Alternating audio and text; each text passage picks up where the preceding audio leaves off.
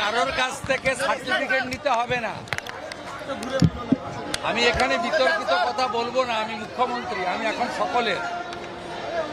আমি চাই শুভবুদ্ধির উদয় হোক।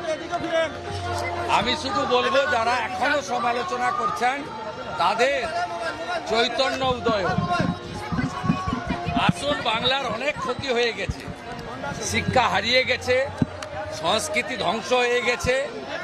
আমরা বাংলাটাকে নবনির্মাণ করি, অনেক দায়িত্ব। এখন এইসব রাজনৈতিক কচকচানি, একে অপরের সমালোচনার সময় নয়। যারা করতে চাইছে করুন, আমরা শুধু এগিয়ে যাব। উইসাল এবার আমরা করব জয়। আমি বিবেকানন্দের ভাষায় চড়ুইবতী।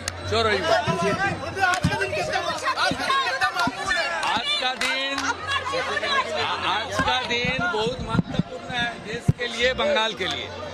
इसलिए प्रधानमंत्री का इच्छा था नया सरकार रविंद्र जयंती का दिन अपना कार्यकाल शुरू करे।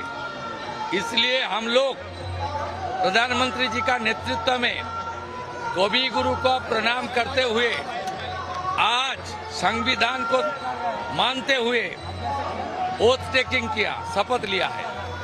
और उसका बाद मेरा सरकारी कार्यक्रम ये जोड़ा साको से हुआ है, कवि गुरु को प्रणाम करके माल्यार्पण करके।